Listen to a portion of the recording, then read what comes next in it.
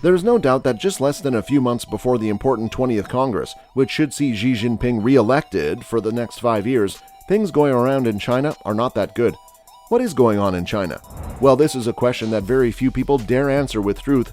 However, there are many signs that something is not so good in the kingdom of Xi Jinping. On 25 May, President Xi Jinping held a meeting with Michelle Bachelet, who is UN High Commissioner for Human Rights. The Chinese president explained the human rights circumstance in his country while talking about the context of China's history and culture. He also spoke boldly about the upright position of the Communist Party of China and the Chinese government in defending and protecting human rights in all regions. He said, the CPC identified as its founding mission the pursuit of happiness for the Chinese people and resurrection for the Chinese nation, and has been working hard for the people's interests over the past century. This thing has appeared at the time of the publication of the Xinjiang police files, which is detailing the atrocities executed in many years by the party and the police on the Uyghurs in China's western province. What is strange is that while Bachelet was present in China, her meeting with the Chinese president was held through a video conference. Is the situation so bad in the capital that Jinping can't receive a special individual? Well, it can be possible. Around the same time, it was also noted by the South China Morning Post that students in Beijing University had been allowed to return home after they were gathered on campus to express their frustration at the Chinese capital's hardline COVID-19 control measures. The decision was held after students at Beijing Normal University were assembled on campus in protest over tension resulting from the pandemic restrictions.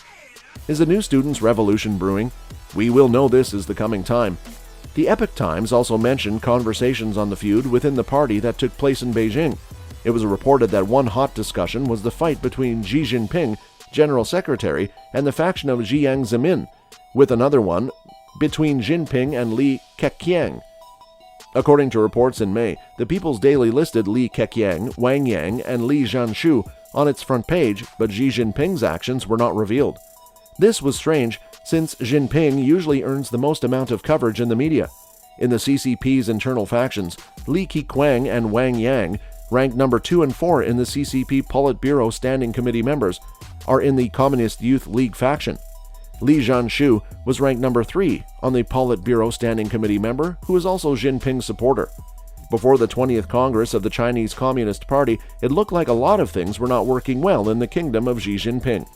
Hu Zhijin, the former chief editor of the Global Times, shared a controversial message on his Weibo account that said, "This is a very important signal. Follow this signal, put aside your doubts and uncertainties, and embrace new opportunities. Then you will be proved to be real business heroes and a hero of these times."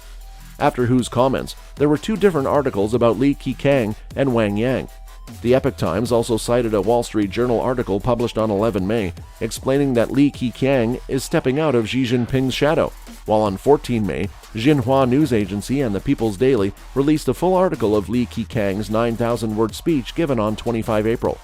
However, Xi made his return to the front page after a few days. Here are some things that are creating immense issues about the Chinese president governance. Propaganda for the leader. According to Hong Kong journalist Willie Wo Lap Lam, President Xi Jinping has ruled his own followers in the run-up to the 20th Party Congress this autumn. The latest clue of this hero worship is that the nationwide media has given him the title of Ling Zhu, which usually means leader. The process of referring to Xi Jinping as Ling Zhu tracks back to last April, when the regional media began eulogizing Xi as the bottom of the entire party and the people's leader. Willie Wo Lap Lam claims that Xi Jinping's chain in power looks set to continue, despite common assumption that he has been criticized by party elders, such as former Premier Zhu Rongji or the modern Premier Li, who will serve as head of government until next March, who is also planning to destroy his powers. However, Jinping is still in control so far, as his buddy Ding Zhujiang, the director of the CCP General Office, appoints drivers, secretaries, and security details to most of the Politburo members and party elders.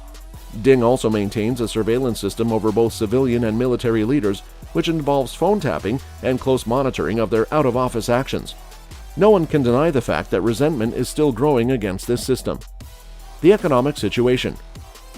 In the meantime, China's financial results are also very poor, and many people say that it is actually the worst circumstance.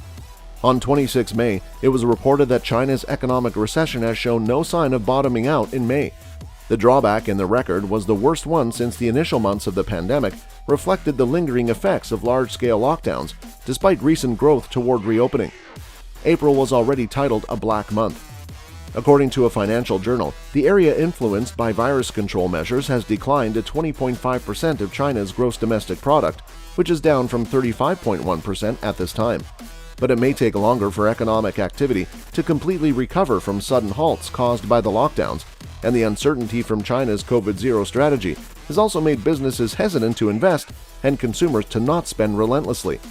According to Geopolitical Futures, founded by George Friedman, when China's posture as an economic powerhouse was secure, it was a good thing for Xi's position. The economy was always predicated on exports, and since Chinese leaders have made every effort to shift to a consumption-based economic model, manufacturing and exports still run the Chinese gross domestic product. This has made it extremely vulnerable to common disruptions of supply chains caused by the Russian invasion of Ukraine and the COVID-19 pandemic. However, structural problems such as shadow lending, increased intervention in market affairs, dependence on imports, and financial difficulties in the real estate sector have been an issue for some time. Extremely strict regulatory regulations brought on by the Omicron strain of COVID-19 have even made things more terrible. Well, the Chinese dream of Xi Jinping and his own career depends a lot on the economic future of China. The return of Li Keqiang. Premier Li Keqiang is now on the center stage. According to the Wall Street Journal, for many years, President Xi Jinping has sidelined China's second most dominant political figure, who is none other than Premier Li Keqiang. Now Mr. Li is re-emerging as an army in his own right and a possible counterbalance atop the Chinese government that hasn't been discovered for almost a decade. With China bogged down in its worst economic funk in recent memory, Mr. Li is pressuring China's authoritarian leader to dial back some measures that agree to China's economic slowdown. It is also noted that Li is trying to affect the selection of his successor when he steps down as premier in March 2023. His purpose is another premier who would be a countercheck to Mr. Xi as he merges power to rule for at least another 5 years. There are also some speculations. The walls of Zhongganhai, the headquarters for the Chinese Communist Party and the State Council of China, are too dark to properly interpret the future. However, critics say that adjusting Xi Jinping's zero-COVID strategy is a major key. It was revealed that China had discovered 33 ways to get the economy back on track. The official Xinhua said, the 33-point package of policy items will help in getting the economy back on a regular track while keeping important economic indicators within a relevant range. This has appeared as many analysts have informed that Beijing will be hard-pressed to earn its economic growth target of around 5.5% for the year while sticking with strict pandemic measures. Apart from the strengthening of the Quad organized in China, the downfall of dream projects such as the BRI and the slowdown of the population growth are some important issues for Beijing, which just announced the result of the latest national census. Figures translate to a low annual growth rate of 5.38% over the past decade. 11 out of the 31 regions reported negative population growth in 2021, including Jilin, Chongqing, Mongolia, Shanghai, and Shanxi. All these things do not indicate good news for Jinping.